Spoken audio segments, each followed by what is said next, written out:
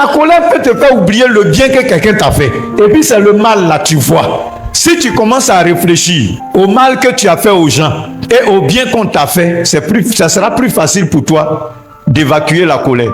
Mais si tu te mets dans une position où tu n'as jamais fait du mal à quelqu'un, tu ne peux jamais être délivré de la colère. C'est pourquoi quand les gens ont attrapé la femme en flagrant délit d'adultère, on dit bon, elle mérite la mort, on doit la tuer. Jésus a dit quoi? Celui qui n'a jamais péché là, qu'il soit le premier à prendre la première pierre pour lancer.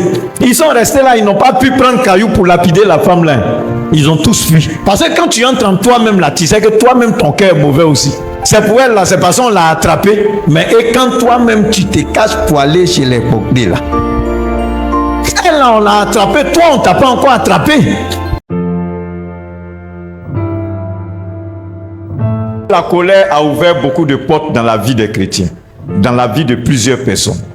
Éphésiens 4, versets 26 à 27, la Bible dit: si vous vous mettez en colère, ne péchez point, que le soleil ne se couche pas sur votre colère et ne donnez pas accès au diable. C'est-à-dire, il peut arriver que quelque chose t'énerve, mais la Bible dit: fais en sorte de régler cette situation avant que le diable n'en profite.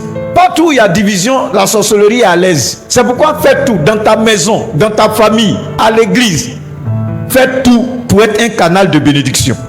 Dans 1 Timothée 2, verset 8, il est écrit: je veux donc que les hommes prient en tout lieu, en élevant des mains pures, sans colère, ni mauvaise pensée. C'est-à-dire que quand on est en train de prier, on doit élever des mains pures, des mains qui ne sont pas remplies de colère. Nos cœurs ne doivent pas être remplis de colère et puis on élève la voix pour prier. C'est pourquoi il dit: quand on élève les mains, il faut que ce soit des mains pures, des mains sans colère. Dans 1 Samuel 20, alors la colère de Saül s'enflamma contre Jonathan et il lui dit: fils pervers et rebelle, ne sais-je pas que tu as pour ami le fils d'Isaïe, à ta honte et à la honte de ta mère?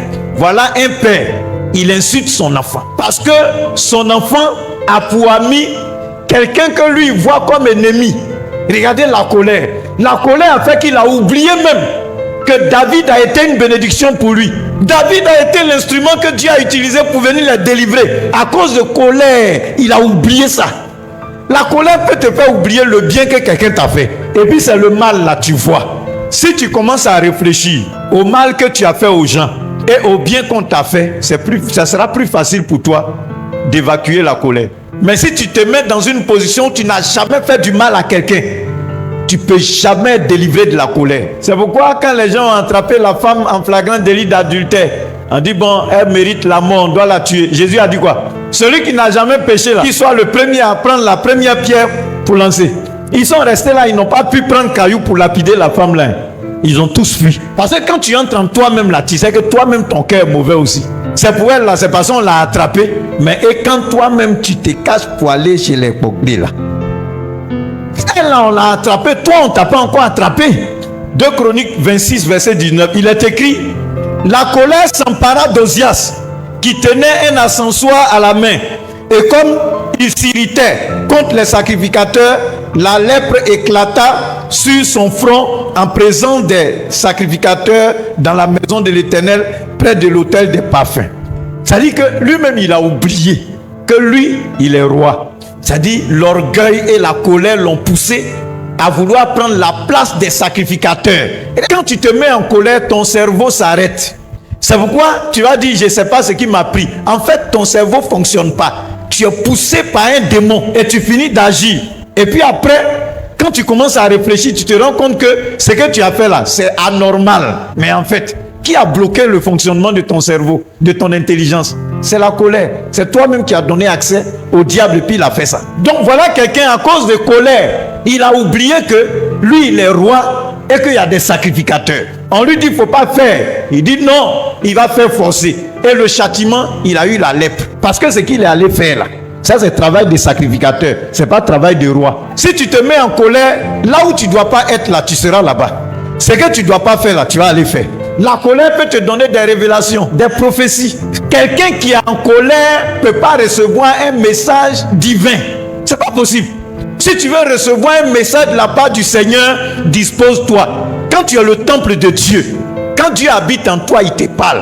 Mais toi, tu es en colère et puis le Seigneur te montre vision. Il y a des gens que Dieu veut utiliser. Ton cœur est un obstacle à la manifestation de la grâce de Dieu. Tu es coléreux, tu es orgueilleux.